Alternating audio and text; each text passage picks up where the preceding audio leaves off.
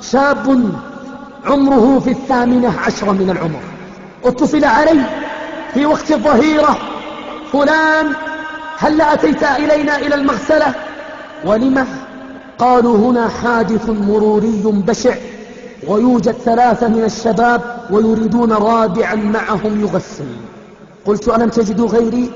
قالوا: لعلك أن تأتي وتحتسب. فاستعنت بالله وذهبت.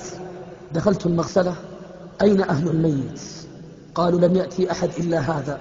فنظرت إلى من أتى وإذا به شاب آخر. قلت: من أنت؟ قال: أنا ابن عمه.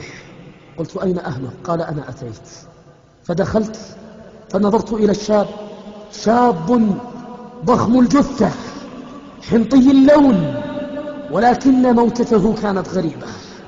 فنظرت إليه فقلت لإخواني الذين يغسلون معي: استعنا بالله. شرعنا في الغسيل. يا الله يا الله كم تعبنا في تغسيله. الصالحون لا يتعب في تغسيلهم، أما الطالحون يتعب حتى في تغسيلهم. إذ بنا نقلبه فرأينا شيئا غريبا، رأينا لونه بدأ يتحول إلى السواد شيئا فشيئا. فقلت لإخواني الذين يغسلون، إخواني في الله، أسرعوا. فأسرعنا ثم حملناه فوضعناه على الكفن. والله الذي لا إله غيره، والله الذي لا إله غيره، ما إن وضعناه على الكفن وإذ برائحة كريهة تخرج منه لا ندري من أين خرجت، رائحة لا تشبهها رائحة المجاري حتى أكرمكم الله. والله ما شممت أنتن منها البتة.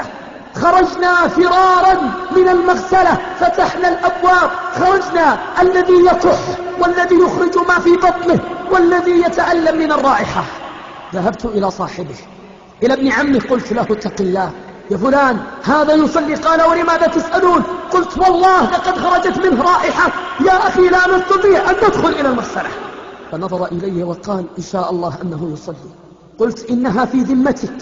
قال: إن شاء الله. دخلنا ما استطعنا أن ندخل، والله ما استطعنا.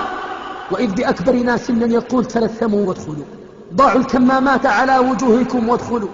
فدخل أحد الأخوة بسرعة يركض لكي يأتي لنا بكمامات. أنا وضعت على أنفي وفمي شماغين 2 وفوق ذلك الكمام. ثم دخلنا مسرعين، ثم فتحنا المراوح والشفاطات، ثم كفناه بسرعة، عطرنا المكان وأخرجناه. قلنا لصاحبه: اذهب به. قال: تصلون عليه؟ قلنا: لا، اذهب به صلي عليه. رأينا هذه العلامة السيئة أمامنا، ما استطعنا أن نصلي. قلنا: اذهب به. وبعد يومين إذ بهذا الرجل يأتي ويسأل عني: أين الذي سألني عن صلاة ذلك؟ قالوا له: في المكان الفلاني. فأتاني قال: لقد أذنبت ذنبا. قلت: أعرفه، كذبت علينا.